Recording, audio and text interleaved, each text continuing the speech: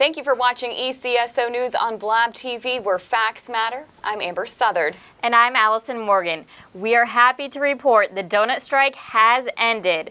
That's right, if you're a Pensacola police officer or an Escambia County deputy, you are now allowed to have a donut.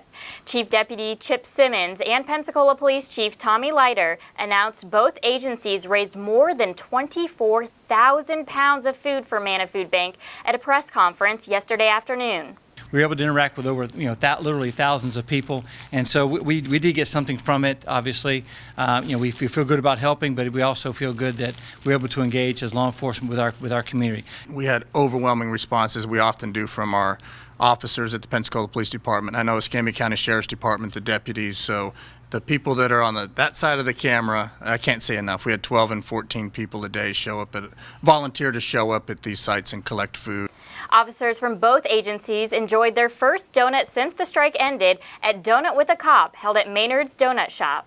Wanted for attempted premeditated murder. On June 22nd, Gerald Jenkins stabbed a victim in the 4500 block of Gurr Lane Way.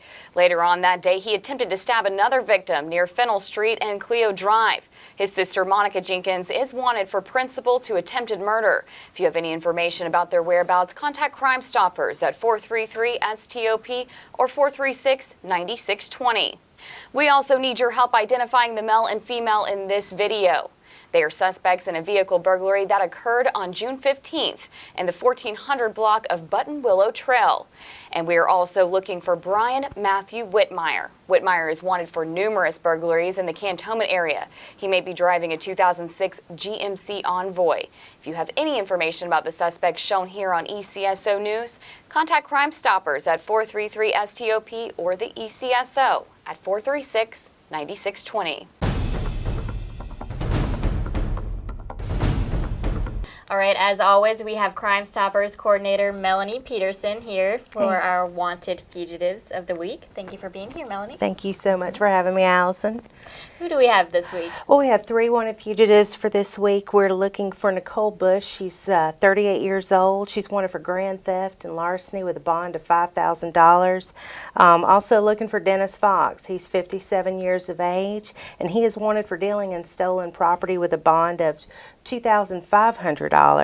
And our final fugitive for this week is that we're really hoping to get is Clayton Gamble. Clayton is 51, and he is wanted for fraud, providing a false statement with a bond of $7,000. So if anybody knows where these individuals are at, please call Crime Stoppers. All right. And last known area, Pensacola area? Or Pensacola area. Again, if anybody sees or knows their whereabouts, contact Crime Stoppers at 433-STOP or go online at www.p3tips.com and give us a location so we can give you some cash. Awesome, good stuff. Yeah. And we'll have our Wheel of Fugitives again tomorrow. Absolutely. So we'll have a new fugitive there, and we'll be sure to post that on our Facebook page as well as on our billboards. Yeah, remember folks, crime doesn't pay, but we do. That's right. Thank you so much, Deputy Peterson. Camp Friendship has wrapped up for this year. 2 week-long summer camps at 2 different elementary schools are held each summer. It gives elementary and middle school-aged children the chance to learn more about the ECSO and the history of Pensacola through field trips. What we do is we partner with the kids. This is law enforcement interaction with children. We want them to see us as part of the community. We want them to see us as, just being fun to be around, playing games. We take them on field trips. We do crafts with them. And at the end of the week, they don't see us in uniform until the very end of the week. And then at the end of the week, it hits them that, okay, we are law enforcement officers, we are deputy sheriffs, and they see us in full uniform, guns, badges, and everything. And that just helps drive the point home. Each camp has about 50 to 60 kids. We will let you know next summer when applications are available for our camps again. And we are just a week and a half away from the Blue Angels Air Show on Pensacola Beach. ECSO deputies have been attending several meetings with the Blue Angels and Santa Rosa Island Authority in preparation for this year's show. As always, we will have several extra deputies patrolling the beach that weekend. If you plan on driving out there, you better be up early. Last year, the parking lot was filled by 5:30 in the morning. A new traffic pattern, which has been working well on the beach, will be used at the Casino Beach parking lot, according to Lieutenant Forte. The only entrance into casino parking lot is on Via de Luna, right alongside sidelines. The only exit for casino parking lot is Fort Pickens exit. There are 3 lanes exiting where you can go 2 lanes to the right, 1 lane for a left turn going back west towards Fort Pickens. And on the entrance, you can enter from westbound on Via de Luna. You can turn left into the parking lot, or the 2 lanes that are turning right into the parking lot from eastbound on Via de Luna. But everything is one way around the parking lot coming in. It's really marked well. There's plenty of notification for you. My only suggestion is to be patient pulling in the lot. If you can't find a parking space, then you're going to have to move on. Lieutenant Forte says areas with no parking signs will be enforced. You can, however, park on the shoulder as long as you're off the roadway and are not blocking any driveways to any homes or businesses. The ECSO will be providing traffic updates, and our deputies will be giving out items to help you beat the heat, such as hand fans, sports bottles, and sunglasses. And speaking of sunglasses, today is National Sunglasses Day. ECSO deputies and our canines know the importance of wearing shades in the Sunshine State. Next time you see one of our deputies on the beach, don't forget to ask for a pair of sunglasses from the Sheriff's Office. An Operation Clean Sweep in Motley Court has been rescheduled. Bad weather last week forced the ECSO to cancel this clean sweep. It will now take place on October 19th. The focus of the Operation Clean Sweep is to clean up neighborhoods and enforce county codes. For more information or to look at the list of future clean sweeps, visit our website, escambiaso.com. Hurricane season is underway, and we've already seen a lot of action in the tropics. We even saw a bit of a severe weather here in our area from Tropical Storm Cindy. The Escambia County Emergency Management Operations Center has been doing hurricane training exercises and is ready to take command should any significant severe weather systems come our way. The building was designed to withstand 200-mile-an-hour winds. It was built in 2004. It has a lot of redundant features to it because we can't fail. We've got to continue operations during any type of weather events or activities, and we've got a lot of redundancies built into the building. So redundant power, redundant communications, and so on.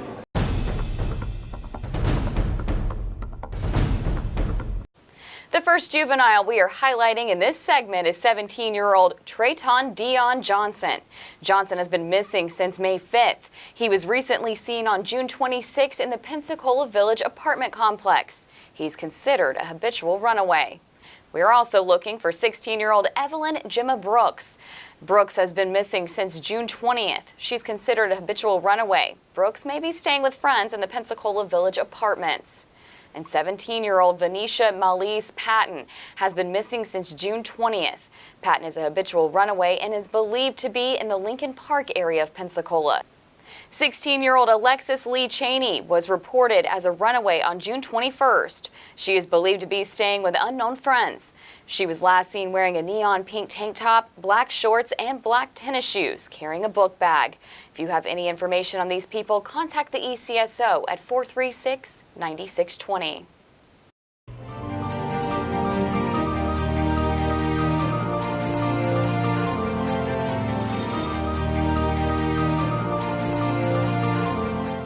I'm Escambia County Sheriff David Morgan, and thank you for watching Ask the Sheriff. This is your chance to ask me any questions you want answered about the ECSO.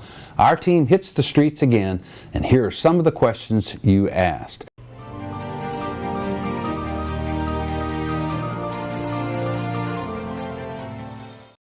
Susie informs us that the Pensacola Police Department has a prescription drug drop box in their lobby, and we consider having one at the Escambia County Sheriff's Office.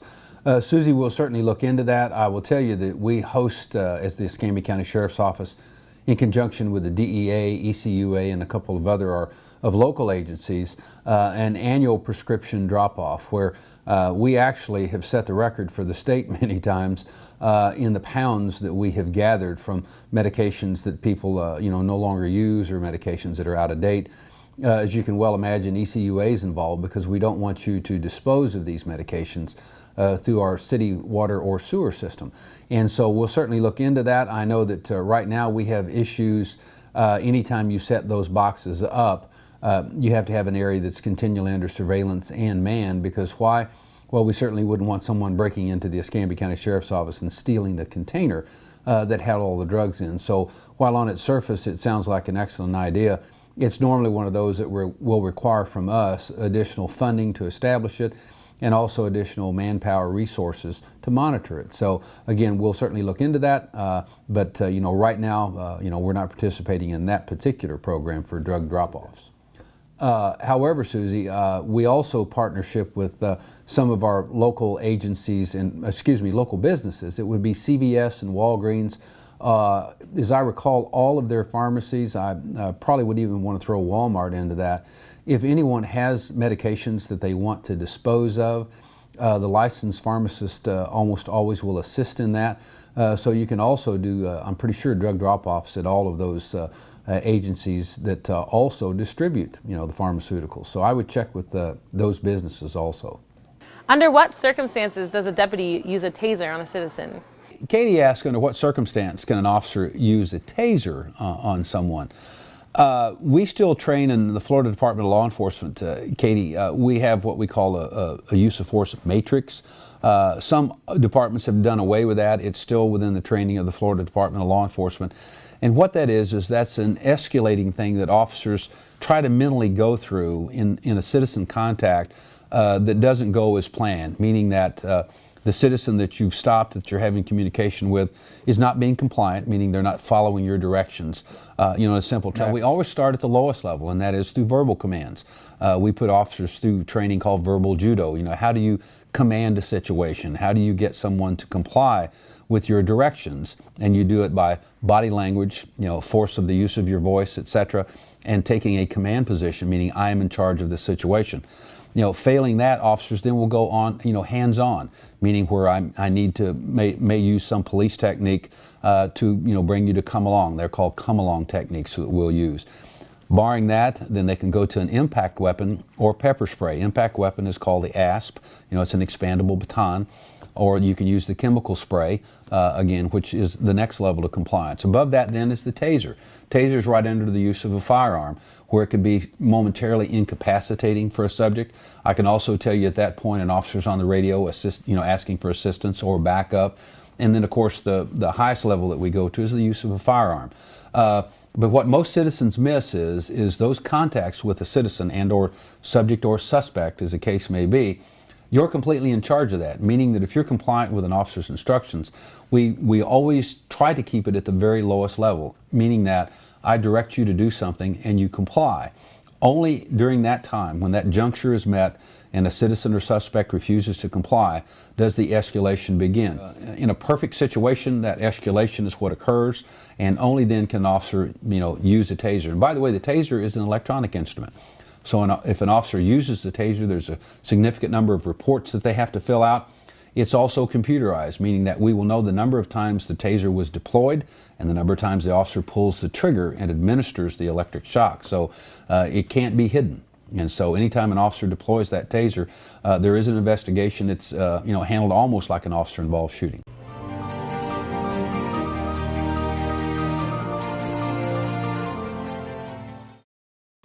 Yeah, Zachary asks about using our webpage and or Facebook, if you will, to almost be an instructor page in the law. Zachary, while that's, on its surface a good idea, I'm not really sure, where we would start. Walking around, if you will, day-to-day law that the average citizen needs to know is something that we pick up through daily interaction, in our school system. Let me give an example. Before you get an automobile driver's license, the basic information that you need to know about laws that apply to traffic rules and regulations and operating a motor vehicle on the road are taught to you in that driving manual that you have to study, meaning that if you operate your vehicle in this manner in conjunction with and in compliance with the driving manual that you've received that's produced by the Florida Department of Transportation, you're going to be okay. You're within the parameters of the law, in how to change lanes and how to react to an emergency vehicle and, distances between vehicles dependent upon the speed, that sort of thing. Those are things that if you comply with, you're going to be able to operate a motor vehicle on the highways and byways of the state of Florida in a legal, safe, and prudent manner. Not really sure where all the other areas that you're talking about, where we would even start. Just to pick an area, how do you discipline children? What drugs are legal and illegal? So while your question on its surface, sounds a little bit like it's kind of rational, I'm not really sure in what specific area of the law you think we should instruct in, or again, how is it relevant to today's society? We don't do that for another very good reason, Zachary. It's because we're not a legal office. We're not the state attorney's office. And I would strongly encourage you to pose this question to the state attorney's office. We don't practice law here for an obvious reason. We're not lawyers, obviously, as the state attorney's office is. And secondly, laws are subject to change on a daily basis.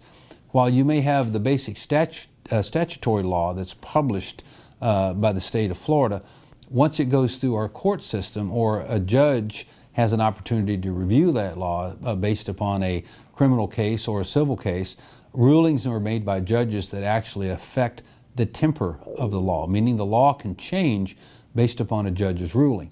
And so therefore we would have to update on a daily basis now the interpretation of that law and how it's enacted and how it's enforced. So again, that question really I think would be better posed to the state attorney's office, but I'm still kind of the opinion, Zach, where do we start? My question is, what can the local citizen do in their area to reduce crime? Samuel asked, what can the citizen do in our local area to reduce crime? Excellent question, Samuel. I've been asked that since the day I took office and get asked that question with some regularity. We ask that you engage and be involved in your community. Form a neighborhood watch. Be willing to call, and again, you can do this anonymously.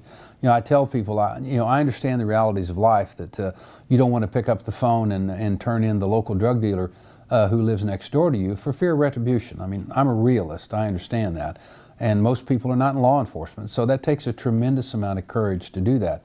But I also remind people that you can do these things anonymously. Ask for no contact from law enforcement, and then again, you will never show up on a police report. No one will ever know that you made this tip anonymously. We work with the state attorney's office to ensure that our informants, confidential informants, are never outed, if you will. Why? Because again, as a citizen, you would never make a call and turn someone in for fear of retribution. So neighborhood watches are a good thing to do. But again, just talking to law enforcement, pick up the phone, ask to remain anonymous, but you would like to report a crime tip, etc. If you have information about a previous crime that's been committed, you can always call Crime Stoppers, and that's at 433-STOP. And by law, we can never divulge who you are. You're given a code or a number.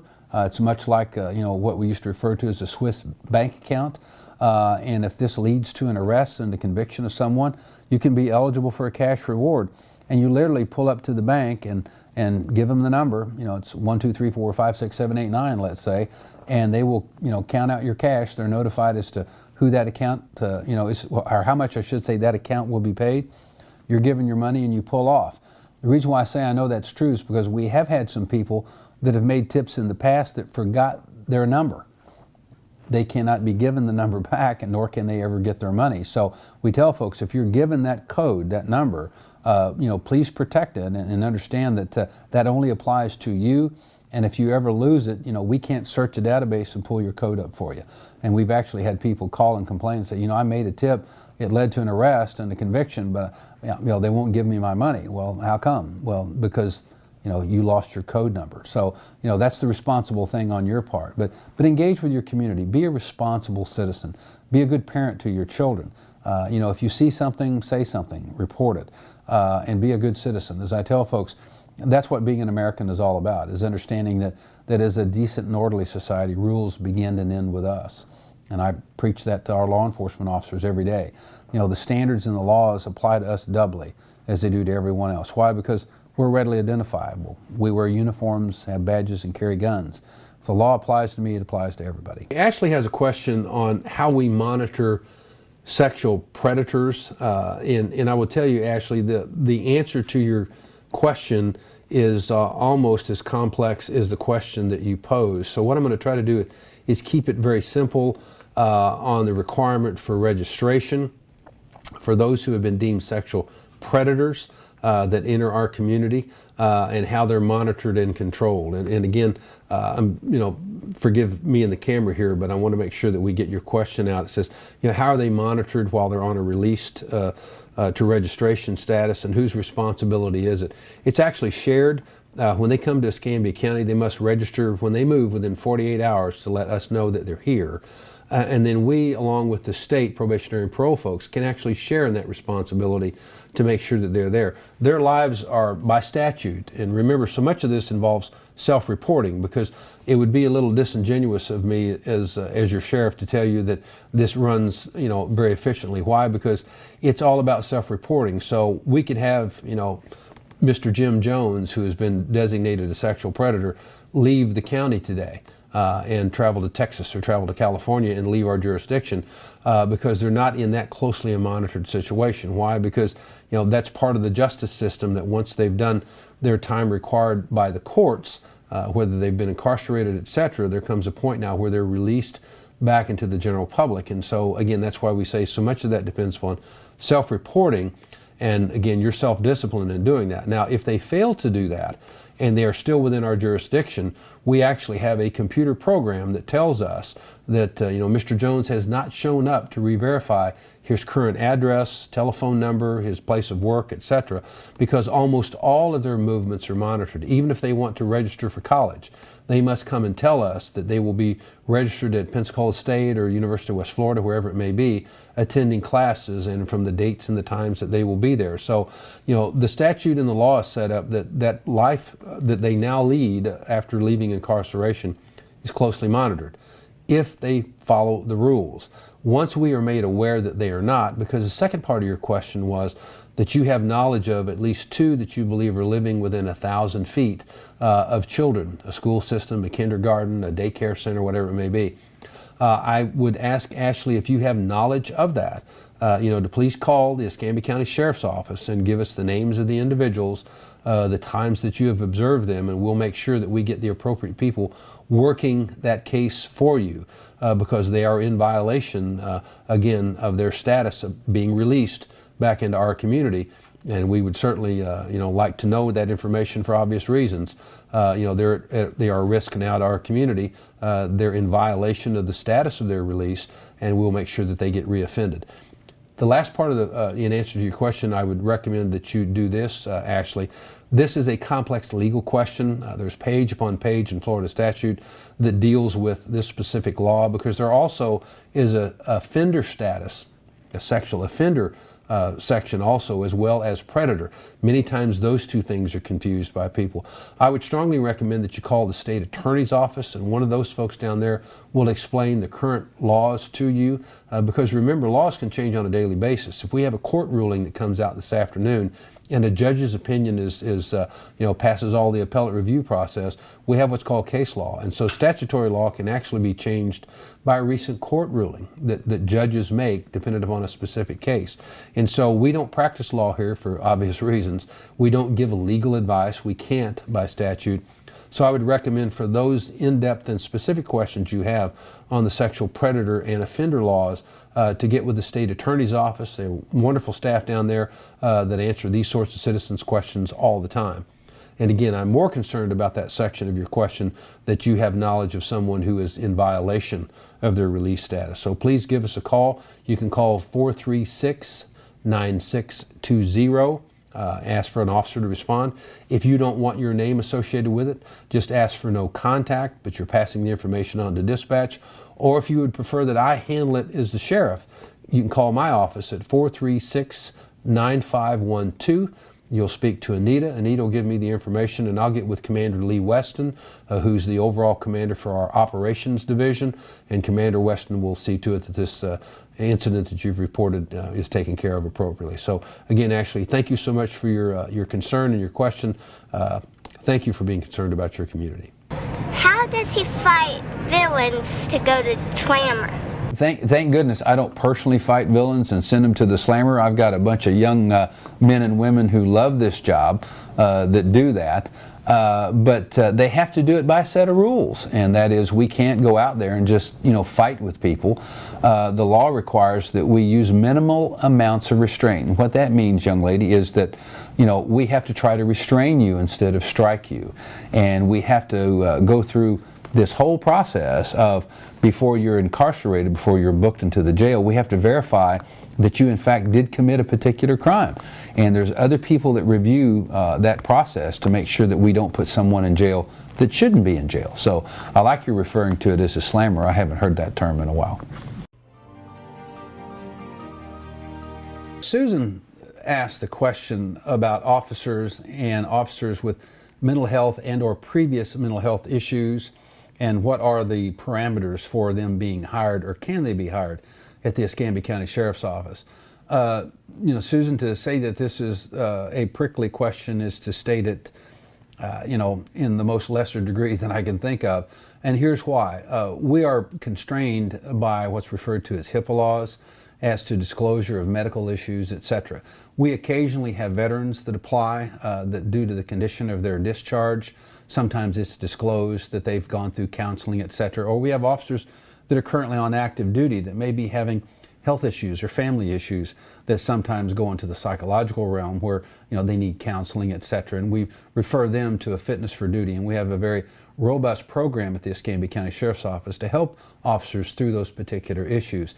But to be quite honest with you, to go into depth on this question and to address it broadly enough to give you a yes or no answer would actually be impossible, because each case is really analyzed and discussed amongst the staff and our HR department on its individual basis. So to give you a yes or no that you could be hired with a prior history of this or you could not be hired would be dependent upon your individual case, someone's willingness to self-disclose, then the recommendation of a licensed therapist or psychiatrist to tell us about an individual's stability, if you will. And all of that I've discussed is held in the strictest confidence. So these cases are very, very difficult to handle. So I know that's probably not the answer that you were looking for, but unfortunately that's probably the best and most complete way that I can answer it, that it's possible to be hired under a certain set of conditions, and it's also possible that your application can be rejected. Remember, you can also email your questions and ask the sheriff at escambiaso.com.